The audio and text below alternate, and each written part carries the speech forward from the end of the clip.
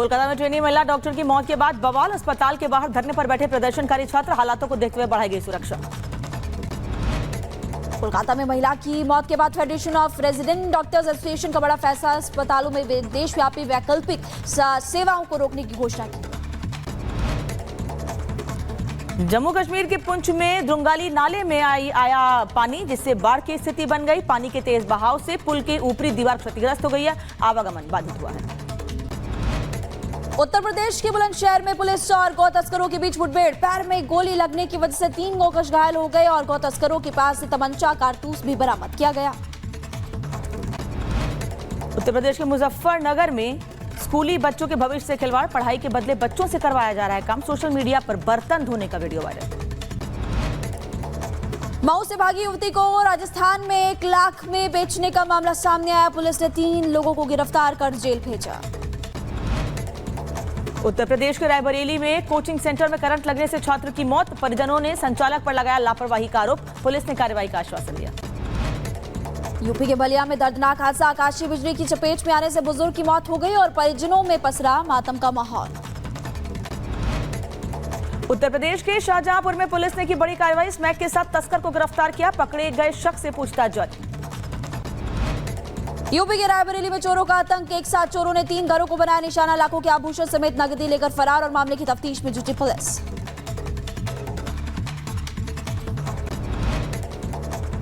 गुजरात में सरोवर बांध से छोड़ा गया पानी। पहली बार खोले गए 5 गेट। तस्वीरें सामने आई। अंबाला में जमकर बरस रहे बादल। मूसलाधार बारिश की वजह से कई जगहों पर जलजमाव की समस्या। राहगीरों को करना पड़ रहा परेशानियों का सामना।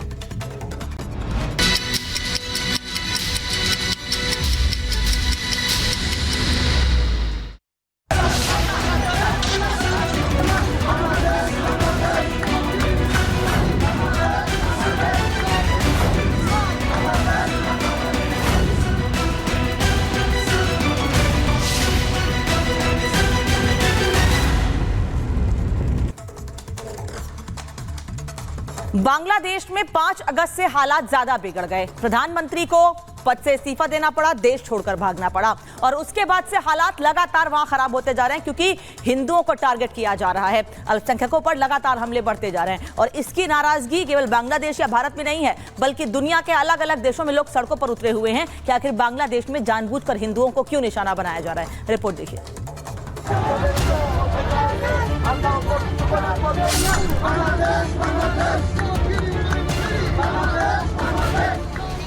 बांग्लादेश में आरक्षण के आंदोलन की आग में सब कुछ जलकर स्वाहा हो रहा है। सरकारी इमारतें हो, निजी संपत्तियां हो, चिड़ियाघर हो, फिर मंदिर और म्यूजियम हो, हिंसा की आग भड़की तो सब कुछ जलने लगा।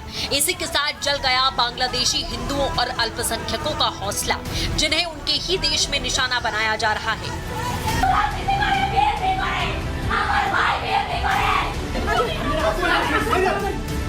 और अब जरा ये तस्वीरें भी देखिए जो अमेरिकी शहर न्यूयॉर्क की हैं।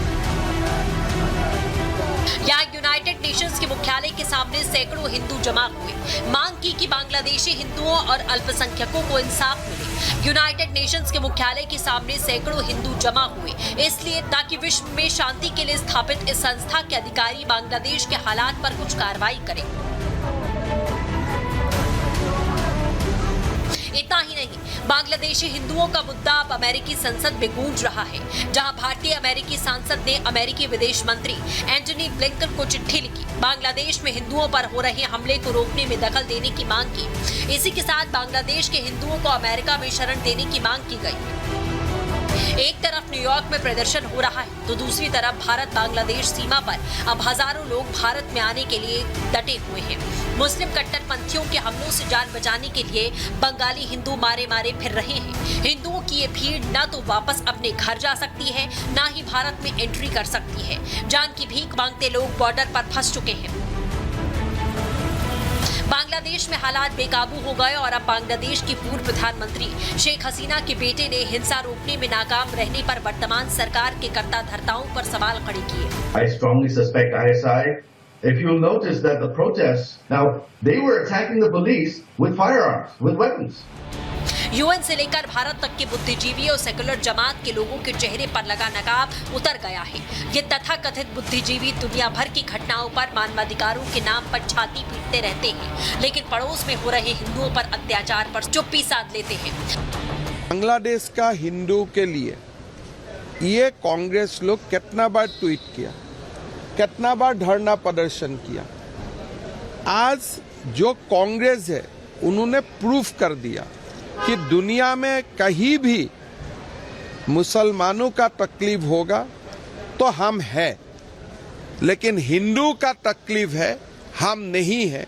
हम खाली हिंदू का बीच में हिंदू को जातियों में तोड़ने का काम ही हमारा मकसद है, बाकी और हमारा कुछ लक्ष्य नहीं है।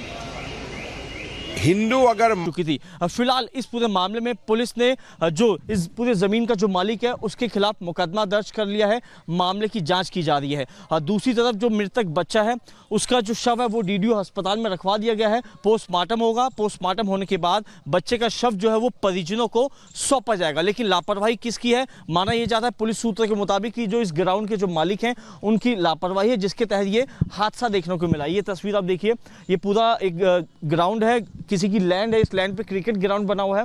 अक्सर रोजाना बच्चे यहाँ पे खेलने पहुंचते हैं।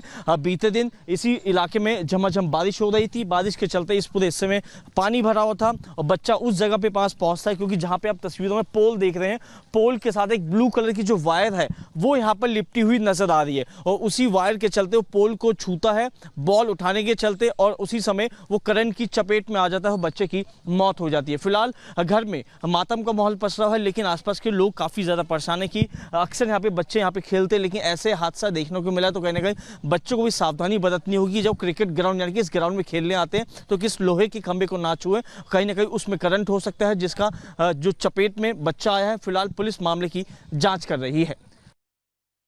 आप ग्राउंड रिपोर्ट देख रहे थे दिल्ली से साहिल की, और कई सवाल यहाँ पर खड़े होते हैं। क्रिकेट ग्राउंड पर 13 साल के लड़के को करंट लगा और उसकी जान चली, और इस तरह से देखिए यहाँ पर सवाल जो है वो ग्राउंड के मालिक पर भी खड़ा होता है। और इस बार आपने देखा कि बारिश इतनी ज़्यादा दिल्ली में हुई और कहीं पर आपने देखा जल जमाव की समस्या, कहीं पर गड्ढों में लोग गिर गए, कई लोगों की जान जा चुकी है। खेलते वक्त खंबे के संपर्क में लड़का आया था और दिल्ली से खबर है, और ग्राउंड में बिजली के खंबे में करंट उतरा जिसकी वजह से इस बच्चे की जान चली गई। हादसे के तुरंत बाद लड़के को डीडीओ अस्पताल हालांकि ले जाया गया, जहां पर डॉक्टर्स ने उसको मृत घोषित कर दिया। लेकिन अनामिका, इस बार हम लगातार देख रहे हैं कि दिल्ली में अलग अलग इलाकों से, अलग अलग जगहों से खबरें आ रही है सामने, जहां पर प्रशासन की एक बड़ी लापरवाही हम कह सकते हैं जो इसके पीछे कारण। और दिल्ली में लगातार एक महीने में ये एक और बड़ा हादसा है जिससे जान गई है। एक तरफ हमने कुछ दिन पहले दिखाया था आपको, 20 दिन करीब 15-20 दिन पहले भी एक यूपीएससी की तैयारी कर रहे नीलेश नाम के शख्स की मौत हो गई थी करंट लगने से। गेट के पास करंट लगा था उसे।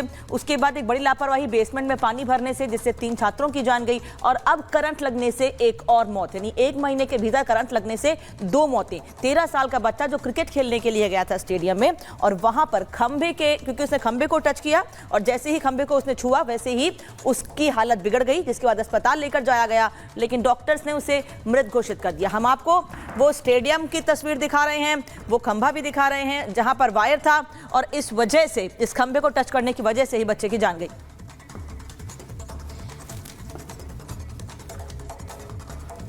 बिल्कुल अनामिका, आप क्योंकि बता रहे थे किस तरह से अभी इस पूरे मामले को लेकर जांच पड़ताल भी होगी, लेकिन साहिल हमारे साथ जुड़े हुए हैं। और साहिल, आप ग्राउंड पर थे, आपकी ग्राउंड रिपोर्ट भी हमने देखी, करंट लगने की वजह से एक बच्चे की मौत हो गई और ऐसे कई मामले